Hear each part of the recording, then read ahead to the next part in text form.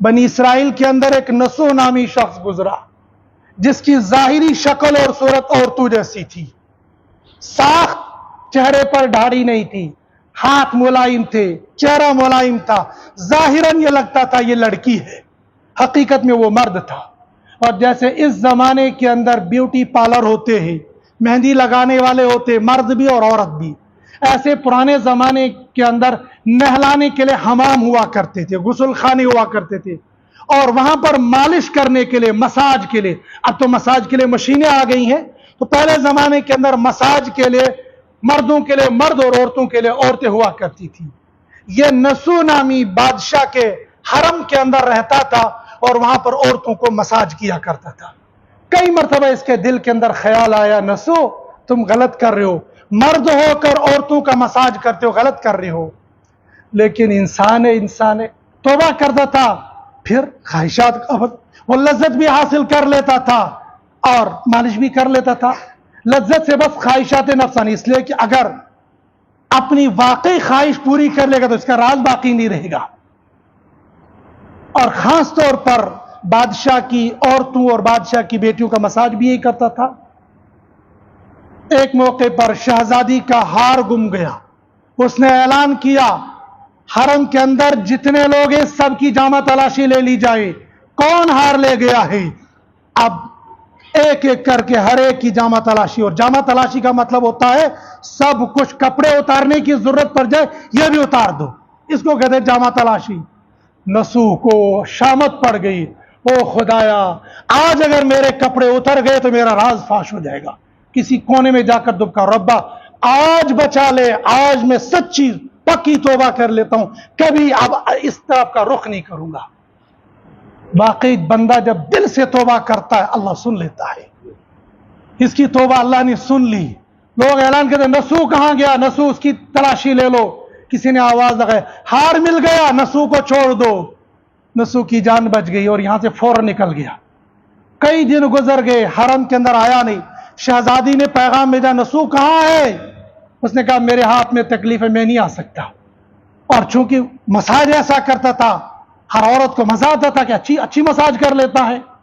کچھ دنوں کے بعد اس نے سوچا یہاں رہنا مشکل ہے، اس حرام طریقے سے جتنی کمائی کی تھی سب غریبوں کے اندر تقسیم کر دی اور پہاڑ کے اوپر چلا گیا، وہاں پر اللہ اللہ شروع کر دیا۔ کچھ دنوں کے اندر دیکھا وہاں ایک بھینس آ رہی ہے، کوئی جاندار نہیں، کوئی چروا نہیں۔ اس نے سوچا بھینس چرتے چرتے یہاں پہنچ گئی ہے، اس کو لے کر بازار جائے گا، پکڑا جائے گا۔ اس نے کہا بھینس کی خدمت میں کروں گا اور بھینس میری خدمت کرے گی، جب چروا آئے گا لے جائے گا۔ اب بھینس کو چرانا، باندھنا، دودھ نکالنا یہ شروع۔ کچھ دنوں کے بعد ایک قافلہ یہاں سے گزرا، پانی کوئی نہیں تھا، کنواں کوئی نہیں تھا۔ اس بندے سے کہا کچھ پانی ہے؟ اس نے کہا پانی تو نہیں ہے، دودھ ہے۔ دودھ اس کے پاس موجود تھے، سب کو دودھ پلا دیا۔ اور دودھ کے اندر اللہ نے خاصیت رکھی ہے، یہ پانی کا بھی کام دیتا ہے، رزق کا بھی کام دے دیتا ہے۔ یہ سیراب ہو گئے، قافلے والوں کے پاس پونجی بڑی تھی، انہوں نے کچھ پیسے اس کو دے دیے، جائش کر لے۔ اس نے کہا واقعی آج یہ قافلہ یہاں سے گزر گیا، کل کو میری موت آ گئی، ان لوگوں کے پاس پانی کچھ نہیں ہوگا۔ کچھ لوگوں کو بلا کر لایا، کنواں کھدوایا اور یہاں پانی شروع کیا۔ اور جہاں پانی ہوتا ہے لوگ وہاں ڈیرا ڈال دیتے ہیں۔ شہر والوں کو یہ سمجھ میں نہیں آئے گا، دیہاتیوں کو یہ سمجھ میں آتی ہے، جن کو مال مویشی ہوتا ہے وہ پانی کی جگہ پر ڈیرا ڈال دیتے ہیں۔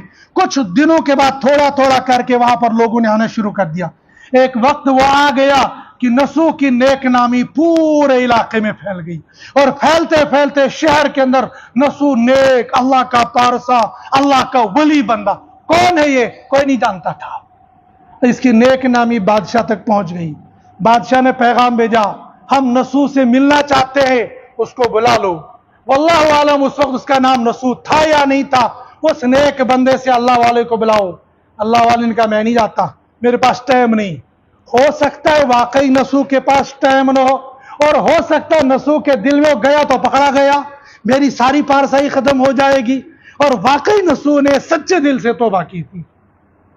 اس زمانے کے اندر بادشاہ بھی بادشاہ تھے، وہ اللہ والوں سے تعلق رکھتے تھے، نیک لوگوں سے تعلق رکھتے تھے۔ انہوں نے کہا کہ اگر نسو نہیں آتا ہم چلے جاتے ہیں، یہاں سے چل دیا اور نسو کی طرف۔ جب نسو کی بستی میں داخل ہو گیا، حضرت اسرائیل کو حکم ہو گیا روح قبض کر لو۔ बादशाह की वफात हो गई। बादशाह की वफात के बाद तख्ते शाही पर बैठेगा कौन? लोगों के दरमियान में नसू की नेक नामी की शोहरत थी और उनको मालूम था बादशाह इस नेक बंदे से मिलने के लिए जा रहा था, लिहाजा इसी नेक बंदे को तख्ते शाही पर बिठा दो। चुनांचे नसू को तख्ते शाही पर बिठा लिया। नसू ने अदल इंसाफ का बाजार गर्म किया, जुल्म और झूठ को खत्म कर दिया। एक मौके पर कौम की दिलदारी के लिए बैठा हुआ था, दादरसी कर रहा था, एक बंदा आ गया, बादशाह सलामत, चंद साल पहले मेरी एक भैंस गुम हो गई थी, आज तक नहीं मिली, मुझे कुछ इंसाफ दिलाओ, मेरी भैंस दिलवा दो। बादशाह ने कहा तेरी वो भैंस मेरे पास है और जो कुछ मेरे पास है उस भैंस की दौलत से मिला हुआ है, लिहाजा इस पूरी दौलत में से आधा तेरा आधा मेरा। इस बंदे ने कहा बादशाह सलामत, न वो भैंस मेरी है न वो भैंस है और न मैं इंसान हूं, मैं भी फरिश्ता, वो भैंस भी अल्लाह ने भैंस की शक्ल में फरिश्ता तेरे इम्तिहान के लिए और तेरे तौबा की बरकत की बात भेजी थी, जा ये तेरा है और उस तौबा की बरकत से तो ऐश कर ले।